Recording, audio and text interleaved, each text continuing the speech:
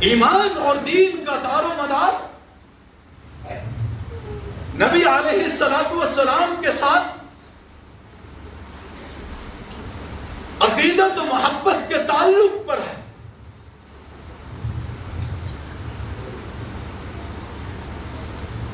اور جس بندے کے اندر جتنی زیادہ نبی علیہ الصلوۃ والسلام کی محبت ہوگی وہ اتنا ہی زیادہ آپ صلی اللہ علیہ وسلم کی اتباع کو اختیار کرے گا، آپ کی اطاعت کو اختیار کرے گا، زندگی کے ہر ایک شعبے میں آپ کی پیروی کو اختیار کرے گا. اور جو بندہ نبی علیہ الصلوۃ والسلام کی اتباع نہیں کر رہا ہے، جو نبی علیہ الصلوۃ والسلام کی اطاعت نہیں کر رہا ہے، جو آپ صلی اللہ علیہ وسلم کی زندگی کے شعبہ جات کے اندر پیروی نہیں کر رہا ہے، گویا کہ اس کے دل کے اندر رسول اللہ صلی اللہ علیہ وسلم کی محبت ہے ہی نہیں. وہ کھوکھلے زبانی دعوے کر رہا ہے، اور دعوے کے لیے دلیل کا ہونا ضروری ہے. اور محبت رسول پر دعوت اور دلیل آپ صلی اللہ علیہ وسلم کی اتباع. وہ محبت ہی کیا جو بندے کو نبی علیہ الصلوۃ والسلام کی اتباع پر آمادہ نہ کرے. وہ محبت ہی کیا کہ جو محبت نبی علیہ الصلوۃ والسلام کی پیروی کے اوپر مجبور نہ کرے. حضرات صحابہ کرام رضوان اللہ تعالی علیہم اجمعین کو نبی اکرم شفیع اعظم حضرت محمد رسول اللہ صلی اللہ علیہ وسلم کی پکی سچی محبت تھی. یہی وجہ ہے کہ وہ زندگی کے ہر ایک شعبے کے اندر نبی علیہ الصلوۃ والسلام کی اتباع کو اختیار کرتے تھے.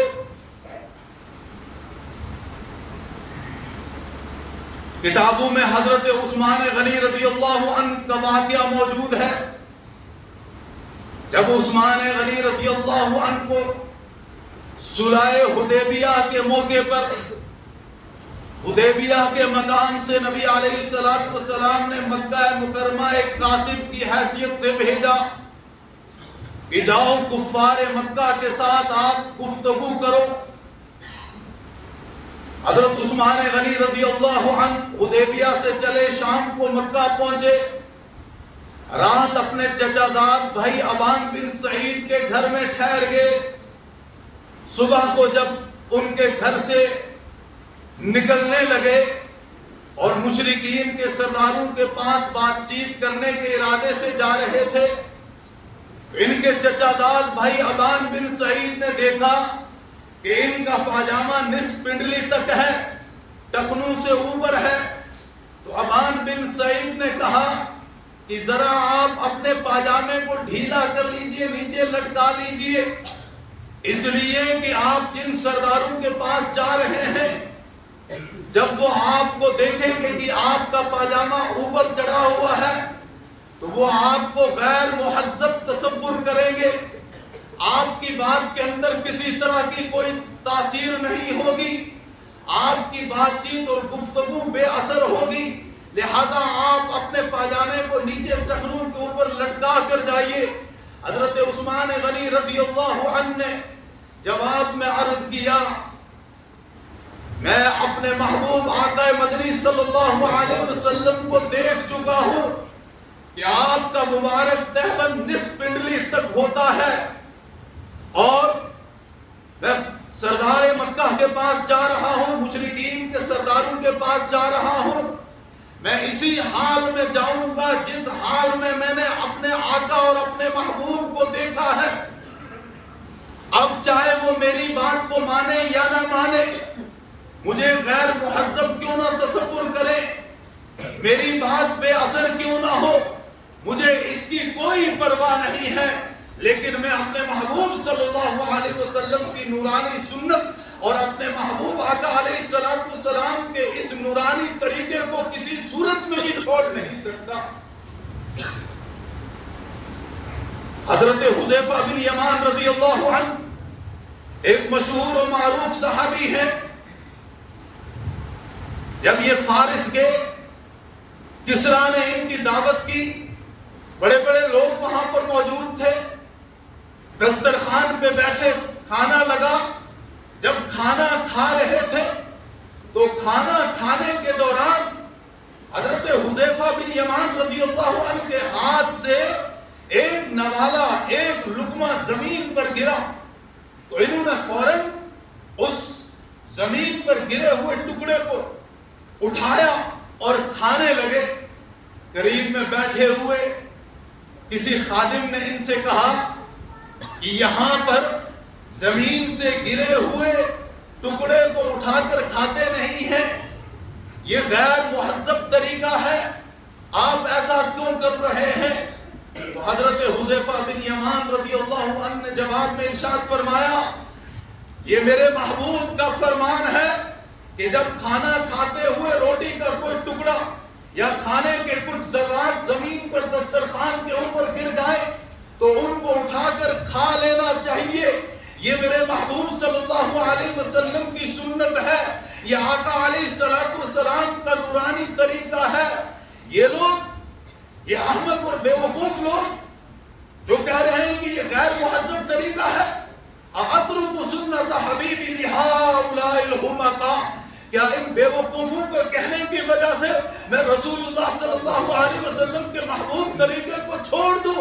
ہرگز ہرگز میں رسول اللہ صلی اللہ علیہ وسلم کے طریقے کو کسی بھی قدر و قیمت پر نہیں چھوڑ سکتا. یہ مجھے گوار کہتے رہیں، یہ مجھے غیر مہذب کہتے رہیں، یہ مجھے اعرابی اور دیہاتی کہتے رہیں، مجھے اس کی کوئی پرواہ نہیں ہے، لیکن میں رسول اللہ صلی اللہ علیہ وسلم کا طریقہ ہرگز ہرگز نہیں چھوڑ سکتا.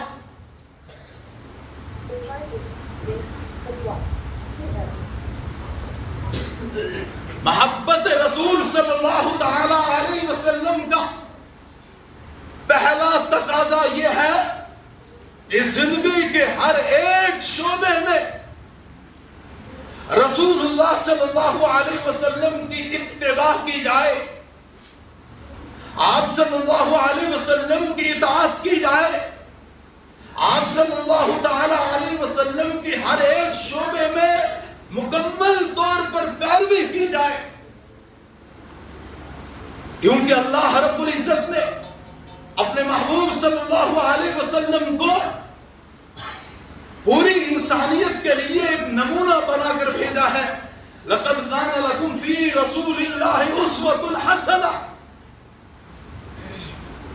اور نمونہ یہ ہوتا ہے کہ جب ہم درزی کے پاس کپڑے سلوانے جاتے ہیں تو کپڑوں کا سوٹ اسے دیتے ہیں، یہ ناپ ہے اور اس طریقے سے آپ نے قمیض بنانی ہے کلی والی، ایسے اس کے کالر رکھنے ہیں، اس طرح اس کے بازو رکھنے ہیں. اب یہ درزی کو ہم نے نمونہ دیا. کچھ دن کے بعد درزی کے پاس گئے، ہاں جی ہمارے کپڑے سیے، ہاں جی سی دیے، یہ لیجیے.